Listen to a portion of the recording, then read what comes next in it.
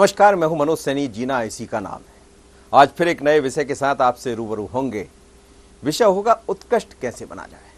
लेकिन उत्कृष्ट बनने के लिए बहुत कुछ होता है। लोग मंदिर जाते हैं। मंदिर दो तरह के होते हैं। एक वो मंदिर जहां ईश्वर की आराधना करने आप जाते हैं, वहां से शांति मिलती है। लेकिन दूसरा मंदिर वो होता है जहां किताबें होती है। किताबों से आपके जीवन में बढ़ने का एक मौका मिलता है, अपने आप में समझने का मौका मिलता है। क्योंकि किताब एक नहीं, किताबें हजारों हैं। और आज मैं भी एक ऐसे ही मंदिर में किताबों के बीच खड़ा हूं और मेरे साथ हैं मोटिवेटर डॉक्टर राजेश शर्मा साहब। सर, स्वागत है आपका। डॉक्टर साहब, आज हम विषय भी वैसे ही है हमारा कि उत्कृष्ट कैसे बना जाए जीवन में, और किताबों के साथ भी खड़े हैं। क्या कहेंगे, कैसे बने लोग जीवन में उत्कृष्ट? सबसे पहले तो IND24 के दर्शकों को और श्रोताओं को बहुत बहुत नमन। आपके जीवन में सुख, समृद्धि, शांति और गुलाब जैसे महकते रहें, मुस्कुराते रहें। मनोज भाई, आपने आज का जो विषय है ये बहुत ही गहरा विषय है और एक प्रकार से ये उस तरह की बात है कि जीवन में उत्कृष्ट कैसे हो।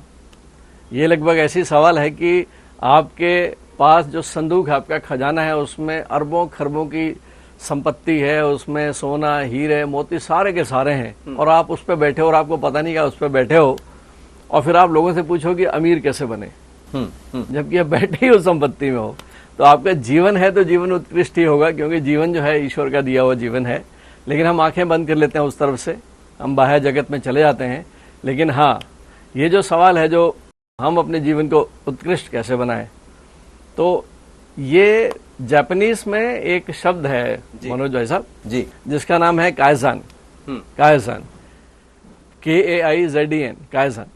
काइज़न का मतलब होता है कि हर क्षण प्रोग्रेसिव बने रहना। हर क्षण लगभग जो है अपने इस चीज को देखना जी, जिसमें आप एक ही क्षण को जी, एक ही क्रिया को आप कैसे और बेहतर से बेहतर करते जाएं। ठीक है, उसको काइज़न बोले जाते हैं कि अपने जीवन को हम कैसे प्रोग्रेसिव करें, कैसे रोज उठें, एक सीढ़ी से दूसरी सीढ़ी, तीसरी सीढ़ी। इसको मैं इस तरह से भी मानता हूं कि हमारे जो अध्यात्म की भाषा में अगर बोलते हैं तो ये जो काया है ये पंचकोशीय काया है जी। ठीक है, पंचकोश है। बड़ा इंटरेस्टिंग विषय है ये। एक है अन्नमय कोश, जो स्थूल, जिसको मैं छू सकता हूं, जो अन्न पे आधारित है, अन्नमय कोश है। इसके बाद प्राणमय कोश है, क्योंकि इस कोश को प्राण वायु चाहिए। तो शरीर के अंदर का वो कोश जो प्राण से, प्राणिक ऊर्जा से जीवित रहता है, वो प्राणमय कोश हो गया। तीसरा है मनोमय कोश, चौथा है ज्ञानमय कोश और पांचवा है ब्लिस, आनंदमय कोश। और अगर हम बात करते हैं कि चलो हम इन हर एक कोश पे अगर ध्यान देते हैं, अन्नमय कोश, तो इस देह को, इस फिजिकल बॉडी को हम कैसे और बेहतर करें। हम सब जानते हैं कि इसके लिए हमें क्या करना है, कुछ कहने की जरूरत नहीं है। मेरे ख्याल से भारत का हर भारतवासी जानता है कि अच्छा जीवन कैसे जीना है, सुबह कब उठना है, हमको क्या करना है, हमारी दिनचर्या कैसी होनी चाहिए, हमें भोजन कैसा करना चाहिए, हमें कैसे अच्छा साहित्य पढ़ना चाहिए। और हम जो है जितनी भी तामसी प्रवृत्तियां हैं, जितने भी कलेश हैं, जितनी भी मन की वो वृत्तियां जो आपको अधो पतन की तरफ ले जाती हैं, उनको छोड़ना है।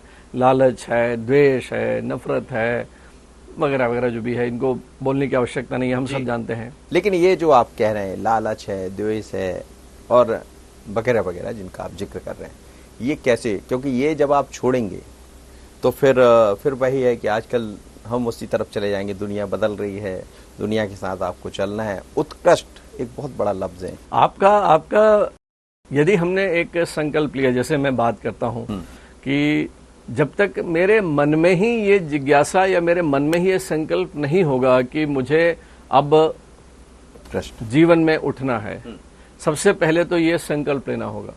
यदि ये संकल्प ही नहीं है कि मेरे को जीवन में उठना है, तो आप तो पशु तुल्य जीवन हो गया आपका। क्योंकि पशु तुल्य जीवन ही होता है जिनका कल, आज और कल में कोई फर्क नहीं होता है, कोई भिन्नता नहीं होती। वो जैसे भूतकाल में थे वही वर्तमान में है और वैसे उनका भविष्य भी होगा। मनुष्य योनि और पशु योनि में केवल और केवल यही एक अंतर है कि मनुष्य को ईश्वर ने वो वरदान दिया है कि अपने कर्मों से इस क्षण में कर्म करते हुए सत्कर्म करते हुए कैसे वो अपने भविष्य को सुधार सकता है। यही एक छोटी सी बात जो है ये हमको समझ में आनी चाहिए। ये ईश्वर का बनाया हुआ है, इतना सुंदर 100% प्योर सिस्टम है, इससे बचा नहीं जा सकता। ये इसी तरह से है जैसे पाठशाला है, अगर बच्चा गलती करेगा तो उसे दंड मिलेगा ही मिलेगा, है ना। बैंक में अगर आप कुछ गलती करोगे आपकी सीआर खराब हो जाएगी। किसी ऑफिस में, कार्यालय में आप कुछ गलत काम करेंगे आपका सीआर खराब होगा, आपके प्रमोशन पे फर्क पड़ेगा, आपकी इंक्रीमेशन में, कई चीजों में फर्क पड़ेगा मनोज भाई। ऐसे ही इस पूरे कार्यालय में जो ईश्वर प्रदत्त ब्रह्मांड है, जो उसका कार्यालय है, जो ईश्वर का जो ऑफिस है, उसमें तो एक क्षणिक भी अगर विचार में भी कहीं कुछ आपके दोष आ गया उसका भी फल आपको भोगना पड़ेगा। फिजिकल कर्मों की तो बात ही छोड़ दें। हम जीना तो यही है, इसी जन्म में जीना है और इसी जन्म में उत्कृष्ट बनना है, तो फिर उस दूसरे जन्म की तरफ कैसे? मनोज भाई वो अज्ञानी होगा जो ये बात मान के कुकर्म में लगा हुआ है या ऐसे दुष्कर्म में लगा हुआ है और ये मान के बैठे कि नहीं भगवान ने तो आंख बंद कर रखी है, मैं तो चोरी कर लूं, मैं डाका डाल लूं, मैं लोगों को छुरेबाजी करके पर्स से पैसे निकाल लूं, ठीक है, या मैं इस तरह के भी जितने भी क्रियाक्रम है, यदि ये सोचता है यदि वो, तो ये उसकी गलत फहमी है। इनके जीवन में, किसी के भी जीवन में देखिएगा, ये इसी जीवन में भुगतना पड़ता है। ये बात नहीं है, ये तो भूल जाइए कि इसका अगले जन्म में, वो तो प्रारब्ध चले ही जाता है, लेकिन इसका फैसला यही होता है। ये तो यही मिलते हैं, आज नहीं मिलेगा कल मिलेगा। ईश्वर के घर में देर है अंधेर नहीं वाली बात है, और उसकी छड़ी में, उसके डंडे में जो आवाज नहीं होती। तो हर व्यक्ति का फर्ज बनता है कि अपने जीवन को उत्कृष्ट करने के लिए हम अपने वातावरण को जो है कैसे हरा भरा बनाए रखें, कैसे, ये भी चीजें सबको पता है कि जितने ज्यादा पेड़ लगाएंगे, जितने ज्यादा प्रकृति में पौधे लगाएंगे, उतनी कार्बन डाइऑक्साइड कम होगी, उतनी ऑक्सीजन बढ़ेगी। इसी प्रकार से मनोमय कोश आता है। मन, अपने मन को कैसे हम कंट्रोल करें। कोश का मतलब अंदर, कोश मतलब ये जो आवरण है, कोश ये बोलते हैं, अन्नमय कोश, प्राणमय कोश, है ना, ये पंचकोशीय शरीर है। इसके कोश जो है, ये आवरण जो है, बेसिकली 5 प्रकार के कोश हैं। और इसी तरह से मनोमय कोश है। तो मनोमय कोश का तो ये है कि जैसे हमारे मन जो है, हमारा जो मस्तिष्क है, हमारा जो है वो कैसे है, वो झील पे, जैसे झील का जो सरफेस है, झील के पानी में अगर स्टिलनेस है, उसमें अगर कोई लहर नहीं है, तभी आप जो है उस स्टिल झील की लहर में ही नीचे तलहटी में आपको देख सकते हो। आप झील में बिल्कुल लहर नहीं है, आपको भीतर का खजाना दिखेगा, ठीक है। इसी तरह से हर व्यक्ति के मन जो है वो उस झील के समान होता है कि अगर विचारों में स्टिलनेस है, विचारों में कहीं कोई ड्वेलर नहीं है, कहीं कोई टर्बुलेंस नहीं है, तभी आप जो है अपने भीतर जाग सकते हो। हर व्यक्ति के भीतर जो है सिद्धियां छिपी हुई हैं मनोज भाई जी। ये बात आप जान लीजिए कि ये मनुष्य योनि ही है जो योनियों में सबसे आखिरी योनि है, और ये मिलती है इतने हजारों लाखों साल के बाद में, ताकि कर्म करते हुए आपको सिद्धियां प्राप्त हों।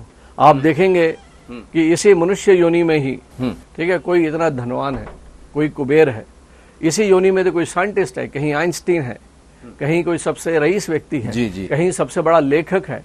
स्वयं ईश्वर ने अवतार भी इस मनुष्य योनि में लिया। तो इस मनुष्य योनि जो है, ये तो एक ऐसा आपको ईश्वर प्रदत्त वरदान मिला हुआ है, इसको अगर आपने वेस्ट कर दिया, जीवन मिलता ही कितना है, क्षणभंगुर जीवन है। आप जो है, आप अगर हम इसकी बात करते हैं, मतलब मैं दूसरे टॉपिक में आना चाह रहा था कि हमने ये जो पंचकोशी है, इसमें हर कोश का अपना एक अलग भोजन है, अपनी एक प्रक्रियाएं हैं इसमें, कि कैसे हम इस हर कोश को कैसे उत्कृष्ट करें। मन को साधने के लिए योग साधना करनी पड़ती है, अच्छा सत्संग करें, अच्छे पॉजिटिव दोस्तों के बीच बने रहें, ठीक है, अच्छी साहित्य का चीज़ें कर सकते हैं। जैसे शरीर के लिए जो है एक्सरसाइज ज़रूरी है, आपका जिम ज़रूरी है, सुबह की वॉक ज़रूरी है। प्राणमय कोश के लिए अच्छी प्राणायाम करें, बैठ के शुद्ध वातावरण में प्राणायाम करें। मनोमय के लिए जो है अपने मन को कंट्रोल करने के लिए योगासन करें, मेडिटेशन करें, प्राणायाम करें। और ज्ञानमय कोश के लिए तो जो आप जहाँ मंदिर में हैं, हम ज्ञान के भंडार में हैं, तो पुस्तकें हमारे जीवन का अंग होनी चाहिए। और इन सबको साध लेंगे तो अल्टीमेटली ब्लिस, जो आनंदमय कोश है, वो ऐसा होता है कि आप हर वक्त जो है अकारण प्रसन्नता के उस कोश में आ जाते हो, कि कुछ कारण नहीं है लेकिन आप प्रसन्न हो। आप ऐसी प्रसन्नता की खोज में रहते हो, क्योंकि बाकी तो खुशियां जो है वो इंद्रियजनित सुखों पे हैं, जो क्षणिक हैं। और मैं दूसरा अगर बात करता हूं मैं कि आपके जीवन को उत्कृष्ट कैसे करने का है, तो इसका भी बहुत सुंदर जो हमारे वेदों में जो 4 वर्ण बनाए गए हैं, हमारे जो आश्रम बनाए गए हैं जीवन के, ब्रह्मचर्य आश्रम पहला 1 से 25 साल जिसको बोलते हैं, उसके बाद गृहस्थ आश्रम है, उसके बाद वानप्रस्थ आश्रम है, फिर संन्यास आश्रम। अब हर इस आश्रम में जो है कैसे अपने आप को उत्कृष्ट करने का है। तो इसका एग्जाम्पल अगर बात करते हैं तो ब्रह्मचर्य आश्रम का मतलब होता है कि विद्यार्थी जीवन। तो विद्यार्थी को सुख नहीं, ऐसा बोला जाता है। विद्यार्थी जीवन में त्याग करना है। त्याग, नींद का त्याग होना चाहिए। आपके इंद्रियों के प्रति जो इंद्रियां जो आपको खींच के ले जाते हैं, उस तरफ से अपने आप को प्रत्याहार करके रोकना और विद्या हासिल करने का ईमानदारी से। अगर आप स्टूडेंट हैं तो विद्या हासिल करें। इस वक्त आपका दिमाग जो है मोबाइल में दुनिया भर की चीजें आती रहती हैं। आजकल तो जो है ये जो छोटा सा मोबाइल है, इसने जीवन को इतना प्रदूषित कर रखा है कि मैं मतलब इसका जो है मैं इसको बहुत ही एक इस दृष्टि से देखता हूं कि ये एक ऐसा उपकरण बन गया है जो हमारे युवाओं के लिए जो है उनकी मानसिकता को, उनके दार्शनिकता को जो है, उनकी नैतिकता को जो है बहुत खराब करता है। तो आपका जो है विद्यार्थी जीवन का मतलब है कि 25 साल तक आप जो है अपने आप में इतनी ज्यादा ज्ञान, इतना नॉलेज हासिल कर लें कि जैसे ही आप गृहस्थ जीवन में जाएंगे जी, तो विद्यार्थी जीवन में उत्कृष्ट होना। जब आप ज्ञान की तरफ बढ़ते हैं तो अंदर से दो भाव निकलते कि अभी ज्ञान की क्या जरूरत है, यही तो समय है 18, 19, 20 साल, जरा मजा मार लिया जाए। जो आपने कहा कि कुछ चीजें हैं जो खींचती है, पर हम उससे ना खिंचाएं, इस ज्ञान के मंदिर की तरफ चले जाएं, किताबों की तरफ चले जाएं, अपने आप को ज्ञान की तरफ ढाल दें। वो कैसे ढाल पाएंगे? मनोज भैया, एक कार्यालय है, अभी आप कभी कलेक्टर ऑफिस जाइएगा तो वही कार्यालय है, उसी में एक मानव जो है वो कलेक्टर की कुर्सी पे है और उसी कार्यालय में एक चपरासी है। ये दोनों जो है किसी जमाने में दोनों पाठशाला में सहपाठी हुआ करते थे। ऐसे मैं आपको उदाहरण में बता सकता हूँ जी कि एक ही ऑफिस में एक विद्यार्थी जो है कलेक्टर बना हुआ है, दूसरा विद्यार्थी जो है उसी के कलेक्टर के सामने बैठने वाला जो है वो चपरासी है, पियोन कहलाता है। तो ये पियोन था जो विद्यार्थी जीवन में बोलता था पढ़ तो लेंगे यार, अभी तो ऐश कर लें, चलो पिक्चर निकल लें शाम को, अरे ठीक है पढ़ने से क्या होगा। लेकिन वो जो था दूसरा जो कलेक्टर बना बैठा है, जो उसका साहब है, वो उस वक्त सच में विद्यार्थी जीवन की सारी जो सीमाएं थी उनके अंदर रहते हुए वो विद्या अर्जन कर रहा था। वो अपने जीवन को उत्कृष्ट बना रहा था।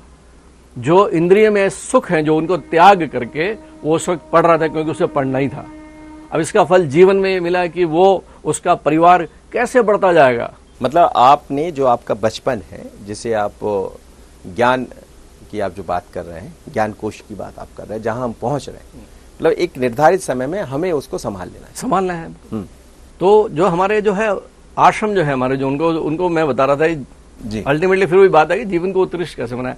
हम हर रोज अपने जीवन को उत्कृष्ट बना सकते हैं। रोज कैसे? विद्यार्थी जीवन हो गया ब्रह्मचर्य, इसके बाद गृहस्थ आश्रम आ गया।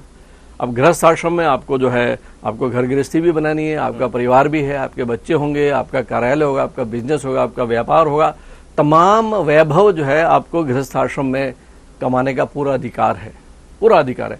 किसी का अहित ना हो, मन वचन और कर्म से किसी का अहित ना हो। आप अपने कार्य से, अपने कर्मों से जो है खूब पैसा कमाइए, जितना धन कमाना है कमाइए, जितने इंद्रियोजनित सुख हैं आप भोगिए ना, लेकिन उन पे निर्भर मत होइए। कई लोग लेकिन गृहस्थ आश्रम में जब होते हैं तब भी भटकाव आता है जीवन में, और लोग ऐसा कहते हैं कि गृहस्थ आश्रम भी बड़ा महत्वपूर्ण है। जिसने गृहस्थी के आश्रम को समझ लिया, उसे अपना आश्रम बना लिया, वो भी सफल हो जाता है। पर भटकाव का दौर वहां भी आता है, भटकाव का दौर जब ज्ञान कोश की आप जब बात कर रहे हैं वहां भी आता है।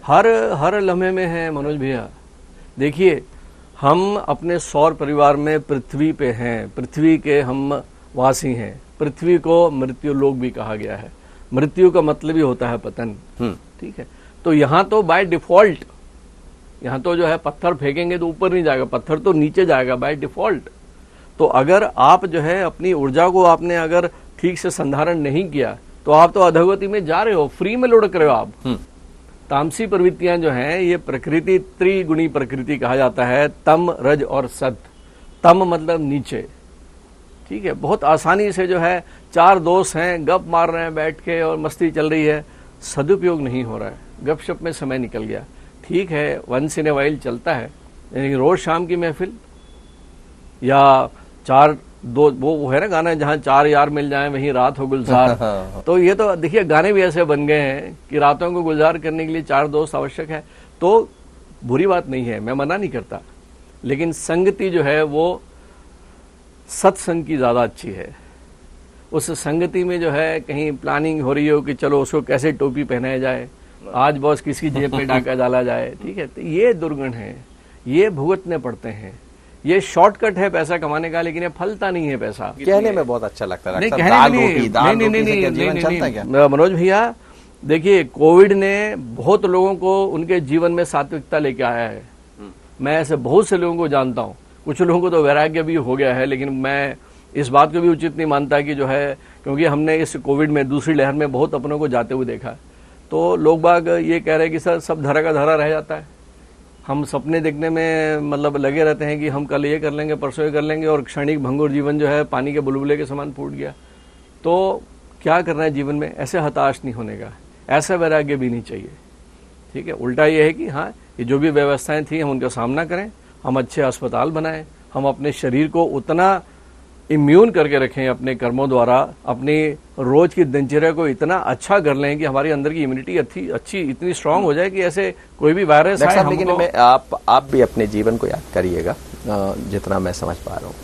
ये कहना है कि दाल रोटी, क्योंकि अब लोग कह रहे होंगे कि मैं आपसे बात कर रहा हूँ, आपको भी सब जानते हैं, लोग कहेंगे कि अब डॉक्टर साहब कह रहे हैं कि दाल रोटी, चूंकि अब तो दाल रोटी चल पड़ी है, मतलब एक अलग दिशा में पहुंच गए।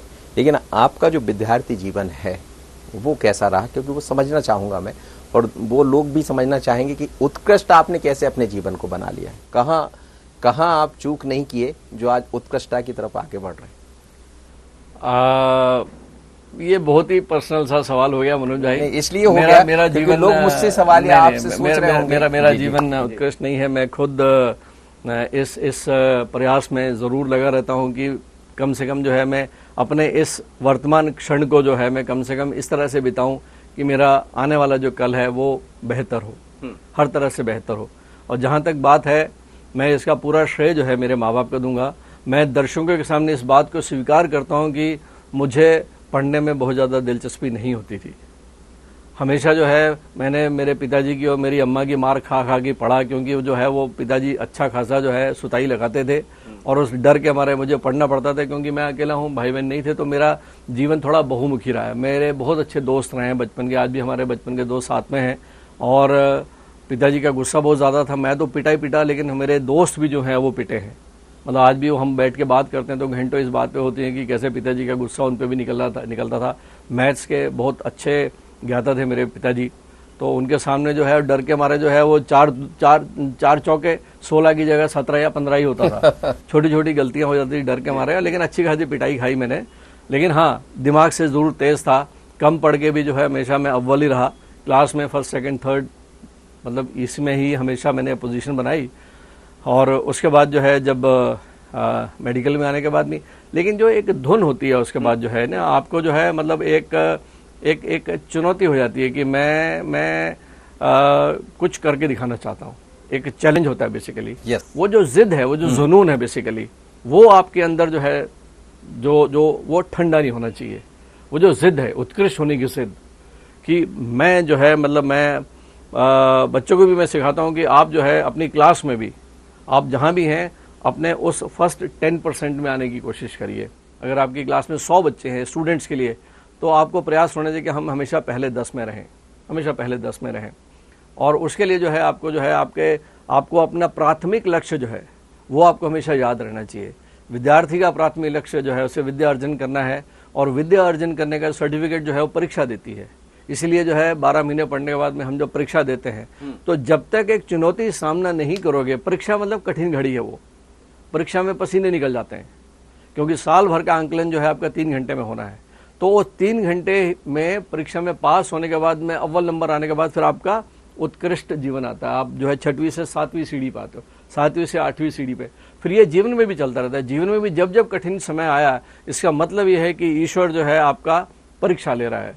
क्यों? क्योंकि अब उसके लिए जो है आपको और आगे बढ़ाना है। लेकिन ये शरारती राजेश जैसा आप कह रहे हैं, वो यहाँ तक कैसे पहुंच गया? मतलब शरारत के साथ क्या कहीं मन में आपके पास भी ये था कि मुझे उत्कृष्ट होना है? हर व्यक्ति, चाहे वो एक ऑटो चलाने वाला है, चाहे वो एक मंदिर का पुजारी है, चाहे आप अपने चैनल के किसी भी हर इंडिविजुअल, वो अपने जीवन में जिन क्षेत्रों में अपना जीवन व्यतीत करता है, उसमें सबसे पहले होता है एक पर्सनल सेगमेंट होता है। जी।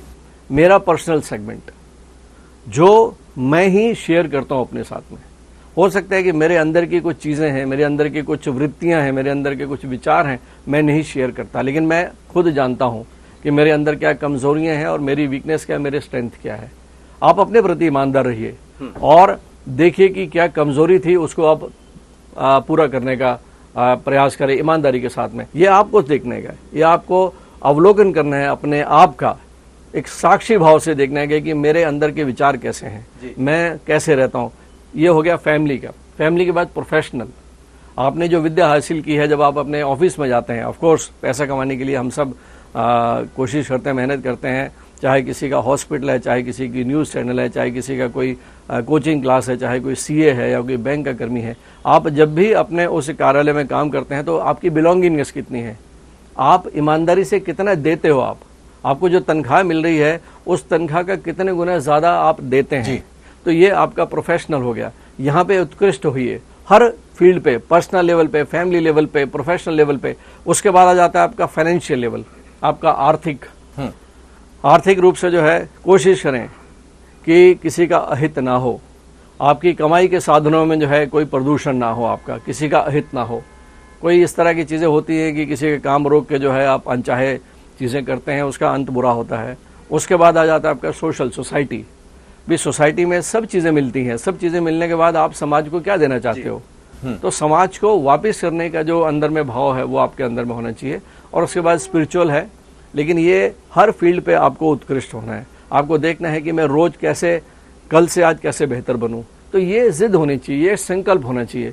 इसीलिए जो है, जो योग का जो जीवन जीने की पद्धति है, यम, नियम, आसन, प्राणायाम, प्रत्याहार, धारणा, ध्यान, समाधि, इतना सुंदर चीजें हैं कि यम उसके 5 नियम हैं, ठीक है।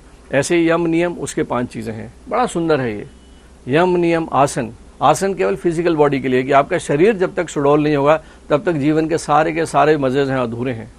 आप बीमार हो, रोग हैं जीवन में भरे हुए, आपके चारों तरफ खुशियों का वातावरण भी होगा, लेकिन आप उसमें हिस्सा नहीं ले सकते। दांत दर्द पड़ा है, पेट दर्द हो रहा है, कुछ परेशानी हो रही है, सबसे पहले निरोगी काया। तो आसन जो है आपके बाह्य शरीर के लिए जरूरी है, ठीक है। यम, नियम, आसन, प्राणायाम, प्रत्याहार, धारणा, ध्यान, समाधि, एक बार कोशिश करके देखिए, इसको अपनाइए अपने जीवन में आगे बढ़ने के लिए। अपने जीवन में विद्यार्थी हैं, अगर यंग है, यूथ है, तो मैं ये नहीं बोलता ये कोई संन्यास का मार्ग नहीं है जी।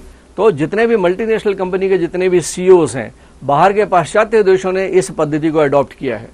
आपको मालूम है, कई ऐसे जापान में ऐसे कई मल्टीनेशनल ऑफिसेस हैं जहां पे उन्होंने हाइपरबैरिक ऑक्सीजन के चैम्बर लगा रखे हैं, कि जो सीईओज हैं उनको जो है 10, 15, 20 मिनट जो है उस ऑक्सीजन कंसंट्रेटेड चैम्बर में बिठाया जाता है। क्यों? क्योंकि वहां बैठ के अगर नॉर्मल सांस भी लेते हैं तो जो वायु है, ऑक्सीजन जो है, वो उनके शरीर में प्रवेश करती है। अरे आप बैठ के प्राणायाम करो ना, बैठ के प्राणायाम का ही तरीका उन्होंने निकाला, क्योंकि प्राण वायु जब जाती है आपके शरीर के अंदर का SpO2, कोविड के कारण हम सब जानते हैं कि हमारा SpO2 94 के नीचे जाएगा तो दिक्कत वाली बात है। कोविड में सबको पता था, डॉक्टर साहब 90 के नीचे हो गया, हमको 94 के ऊपर रहना था। अरे प्राणायाम करो यार, 94, 95 का 99 बना रहता है, 100 बना रहता है। तो ये छोटी छोटी चीजें हैं हमको, लेकिन जो है एक लगन के साथ में, एक संकल्प के साथ में, सबकॉन्शियस माइंड में आपके जीवन में हमेशा ये होना चाहिए कि मेरा आने वाला कल कैसे बेहतर होगा, उसके लिए मुझे इस वर्तमान क्षण को साधना पड़ेगा, यही प्रयास करना पड़ेगा, यही कोशिश करनी पड़ेगी। मेरा अंतिम सवाल आपसे है, चूंकि हम ज्ञान के मंदिर में खड़े, ज्ञान की बात भी आप कर रहे थे, क्या जीवन को उत्कृष्ट बनाने के लिए इस ज्ञान की बड़ी महत्वपूर्ण भूमिका है? किताबें, देखिए किताबें हैं क्या, किताबें हमारे ऋषि मुनि जो पहले जो है श्रुति और स्मृति से काम चलता था। मतलब जो पुराने समय में जब गुरुकुल हुआ करते थे, तो गुरुकुल में जो है, जो गुरु ने एक मंत्र बोल दिया, उसको जो है जो शिष्य थे बार बार दोहराते थे, बार बार दोहराते थे, बार बार दोहराते थे। स्मृति से ही आगे चलता था। पूरे वेदों का जो पूरा, वेदों में जो वैदिक चर्चा, उसमें जो है परिचर्चा, शास्त्रार्थ की चर्चा इसी आधार पे होती थी।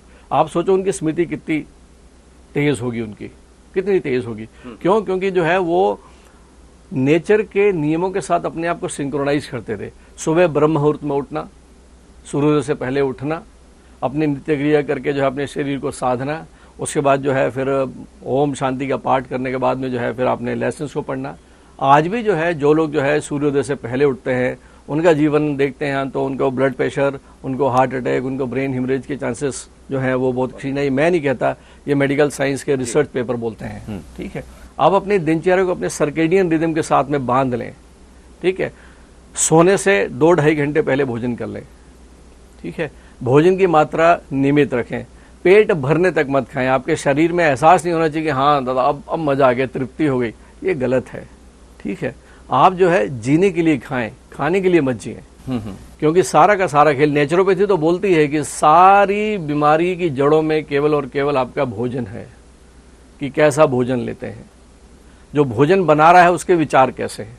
ये एक अलग बात करेंगे अपन चीज़ा चलेगा, फिर अगली कभी कड़ी में इसमें बात करेंगे। लेकिन हाँ, जो जीवन को उत्कृष्ट बनाने के लिए जो है, जो किताबों का जो है हर चीज़ जो है, हमको जो लेखक लिख गए हैं वो सारे के सारे जो है सिद्धि प्राप्त थे। जितने ऋषि मुनि हैं, जितने लर्नड लोग हैं, ये अपने जीवन को, इन्होंने पूरे जीवन के अनुभव को उतार दिया है। उतना बड़ा जीवन आप अनुभव ना ले करके एक छोटी सी किताब पढ़ के अगर जो है आप उसमें से कुछ टिप्स ले लेते हैं तो ये एक परोसा हुआ एक अमृत है आपके पास में। मंथन किया लेखकों ने, किताबें जो है बेसिकली उतना मंथन करने के बाद में जो अमृत मिला, वो अमृत को उन्होंने जो है पुस्तक के ज्ञान के रूप में आपको परोसा है। हम ले सकते हैं। तो उत्कृष्ट बनने के लिए जीवन में बहुत कुछ है। डॉक्टर साहब बता रहे थे कि क्या आपको करना चाहिए, क्या नहीं करना चाहिए, लेकिन एक लंबी जद्दोजहद आपके अंदर भी चल सकती है कि मैं ऐसा करूंगा तो ऐसा हो जाएगा। पर ये मानकर चलिए कि जीवन को यदि उत्कृष्ट बनाना है तो अपने अंदर अपने ही सवालों के जवाब आपको खोजना पड़ेंगे।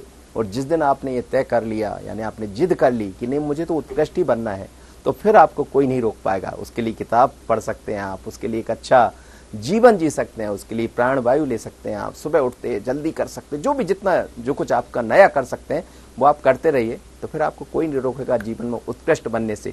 यही आज हमारा समझाने का आपको प्रयास था। आप समझेंगे और जीवन को उत्कृष्ट बनाएंगे, ऐसी आपसे उम्मीद है। मुझे और डॉक्टर साहब को दीजिए इजाजत। नमस्कार। जय हो।